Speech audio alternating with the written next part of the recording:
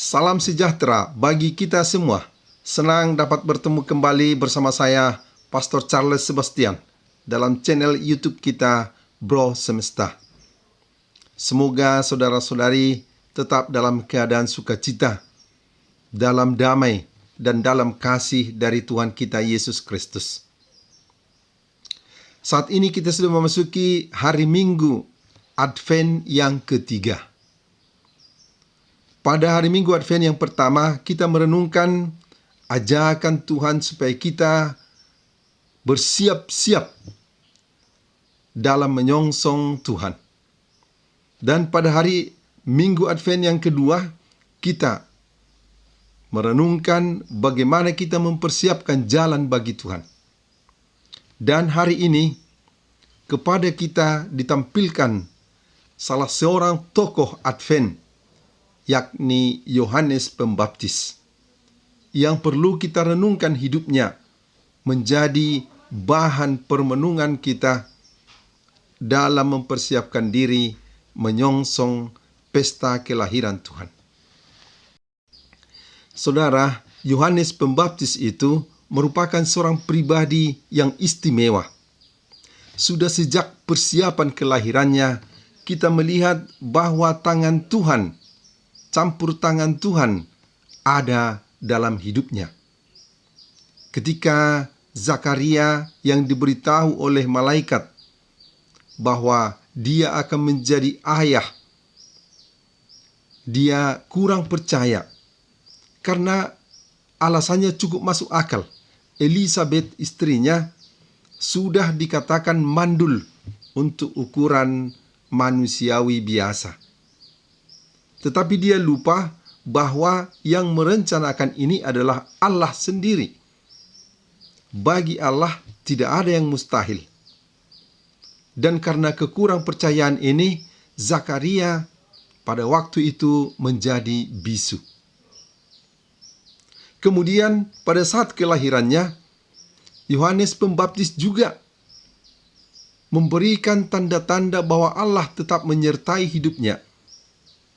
Ketika pemberian nama diadakan, dia dinamai Yohanes. Dan Zakaria yang masih bisu pada waktu itu, ayahnya meminta alat tulis dan menulis Yohaneslah namanya. Orang heran, dan pada saat itu juga terbukalah lidah dan mulut Zakaria sehingga dia berbicara. Kemudian ada pertanyaan orang banyak, akan jadi apakah orang ini kelak? Sebab tangan Tuhan, campur tangan dari Tuhan ada dalam hidupnya.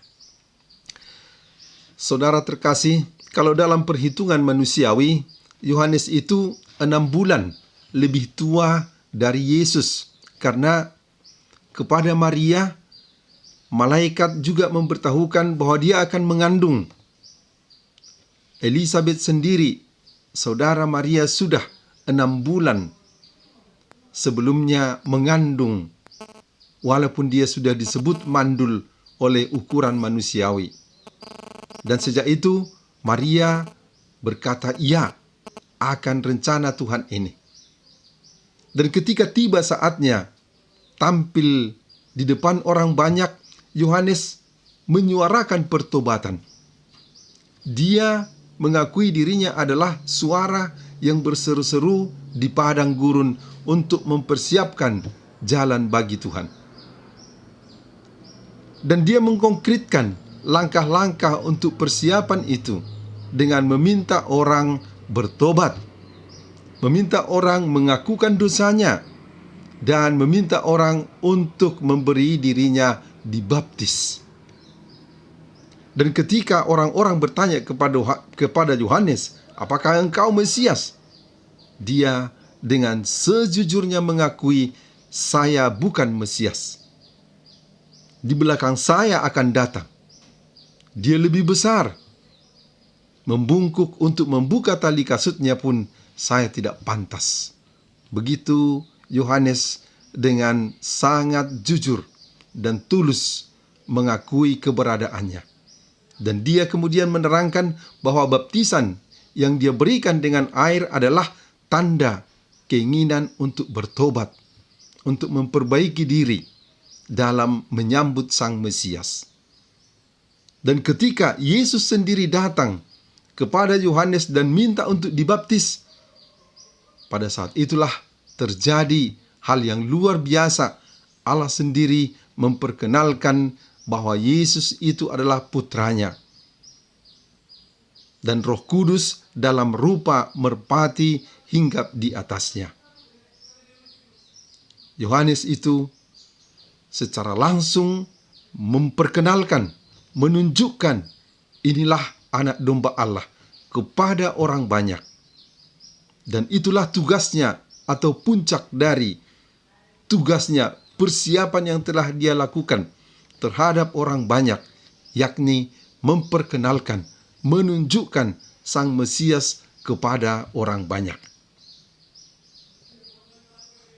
Kemudian memang kita ikuti selanjutnya, Yesus mulai tampil di hadapan umum dan banyak orang datang kepada dia untuk mendengarkan sabdanya, merasakan sentuhan-sentuhan kasih-Nya dalam berbagai mukjizat penyembuhan orang-orang sakit sebagai tanda kehadiran kerajaan Allah dalam hidupnya. Dan pada saat itu Yohanes sekali lagi mengungkapkan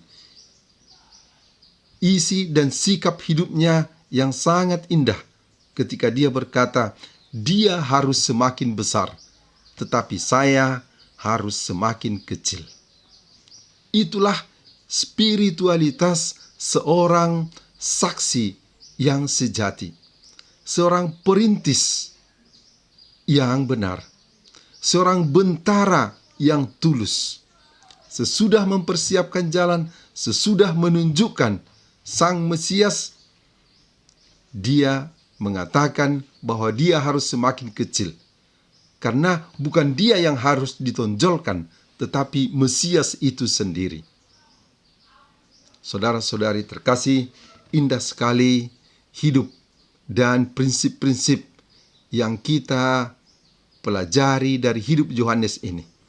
Dan pada saat ini kita semua diundang untuk menjadi saksi dari terang itu, seperti Yohanes Pembaptis.